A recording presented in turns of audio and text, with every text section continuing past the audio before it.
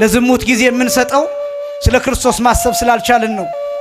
ለፊልም ጊዜ የምንሰጠው ክርስቶስን ማየት ስላልቻልን ነው።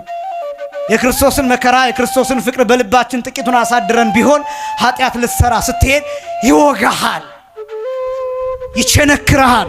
ቁስሉ ቢያምህ፣ ቁስሉ ቢጠዘጥዝህ፣ ግርፋቱ ቢሰማህ፣ መቃተቱ ቢገባ ኃጢአት አትሰራም። እጅህን አንስተህ ትመልሰዋለህ፣ እግርህን አንስተህ ትመለሳለህ፣ አስበህ ታማትባለህ፣ ትተዋለህ፣ ሐሳብህን ውሳኔህን ትቀይረዋለህ። ምክንያቱም ትዝ ይልሃል መስቀል ላይ የደቀቀልህ አምላክ አለ፣ የተራቆተልህ አምላክ አለ፣ የቃተተልህ እንደ ጨርቅ የሆነልህ መስቀል ላይ አለ።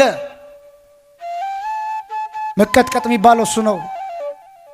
ክርስቶስ በበደላችን ጭምር ተቀጥቅጧል። ስለ በደላችን ደቀቀ ብሎ ነቢዩ ኢሳይያስ ይገልጠዋል። ስለ መተላለፋችን ቆሰለ ብሎ ይገልጠዋል። ይሄ መቀጥቀጥ ይባላል። ምን እንዲመስል? እባብ እንዲመስል። ይሄ ብቻ ይመስላችኋል? ሁለቱን ወንበዴዎች ፈያታዊ ዘይማንና ፈያታዊ ዘጸጋምን በጌታ ቀኝና ግራ የሰቀሏቸው ትዝ ይላችኋል? ይሄ ምን ይባላል? መቀጥቀጥ ይባላል። ምን አይነት መቀጥቀጥ? ክርስቶስ ወንበዴ ነው ለማለት ሎቱ ስብሐት። ለእርማት አይደለም የተሰቀሉት፣ ለመቀጣጫ አይደለም የተሰቀሉት፣ ለወንጀላቸው መልስ እንዲሆን አይደለም የተሰቀሉት። እነዚያ ወንበዴዎች የተሰቀሉት ክርስቶስን ወንበዴ ለማለት ነው። በኃጢአተኛ ምሳሌ፣ በወንበዴዎቹ ምሳሌ እንደ አመፀኞች እንዲቆጠር ነው እነዛን ወንበዴዎች የሰቀሏቸው በቀኝና በግራ።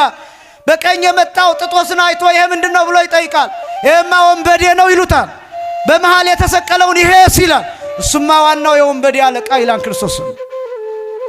በግራ የመጣውም እንዲሁ በነፍስ ታጅቧል፣ በነፍስ ታጅቧል።